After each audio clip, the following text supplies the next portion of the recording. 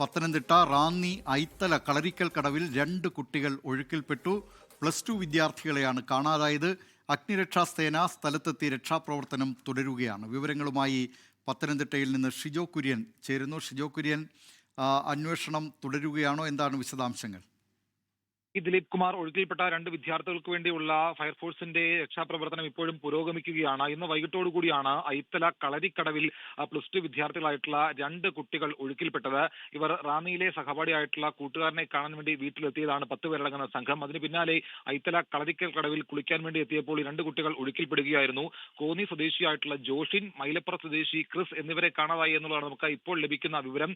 മറ്റ് കൂട്ടുകാരും കടവിലേക്ക് ഇറങ്ങിയിരുന്നില്ല. ഈ 2 കുട്ടികൾ കടവിലേക്ക് ഇറങ്ങിയ ഉടൻ തന്നെ ഇവർക്ക് നിയന്ത്രണം നഷ്ടമായി ഒഴുക്കിലേക്ക് പോവുകയായിരുന്നു എന്നുള്ളത് നമുക്ക് ബാക്കി പ്രദേശത്തുള്ള ആളുകളിൽ നിന്ന് ലഭിക്കുന്ന വിവരം. എന്തായാലും അധികം രാത്രിയാകുന്നതിന് മുൻപ് തന്നെ ഈ കുട്ടികളെ കണ്ടെത്താൻ കഴിയുമെന്നുള്ള പ്രതീക്ഷയിലാണ് ഫയർഫോഴ്സ്. പരമാവധി ഇരുട്ടുന്നതിന് മുൻപ് തന്നെ കുട്ടികളെ കണ്ടെത്താൻ വേണ്ടിയുള്ള ഊർജിതമായ ശ്രമങ്ങൾ ഫയർഫോഴ്സിന്റെ ഭാഗത്ത് നിന്ന് നടക്കുന്നുണ്ട്. ഒരുപക്ഷെ കൂടുതൽ രാത്രിയായി കഴിഞ്ഞാൽ രക്ഷാപ്രവർത്തനം ദുഷ്കരമാകും. എന്തായാലും 2 കുട്ടികളാണ് ഒഴുക്കിൽപ്പെട്ടത്. സുഹൃത്തിനെ കാണാൻ വേണ്ടിയാണ് റാന്നിയിലെ വീട്ടിലേക്ക് ഇവർ വന്നത്. അതിനിടയിലേക്കാണ് ഐത്തല കളരിക്കൽ കടവിൽ കുളിക്കാൻ ഇറങ്ങിയപ്പോൾ 2 +2 വിദ്യാർത്ഥികളായിട്ടുള്ള കുട്ടികൾ ഒഴുക്കിൽപ്പെട്ടപ്പോൾ കാണാതായിരിക്കുന്നത്. ദിലീപ് കുമാർ, വളരെ ദുഃഖകരമായ വാർത്തയാണ് പത്തനംതിട്ടയിൽ നിന്ന് വരുന്നത്. റാന്നി ഐത്തല കളരിക്കൽ കടവിൽ 2 കുട്ടികൾ ഒഴുക്കിൽപ്പെട്ടിരിക്കുന്നു. +2 വിദ്യാർത്ഥികളെയാണ് കാണാതായിട്ടുള്ളത്. അവിടെ ഫയർഫോഴ്സ് രക്ഷാപ്രവർത്തനം തുടരുകയാണ്.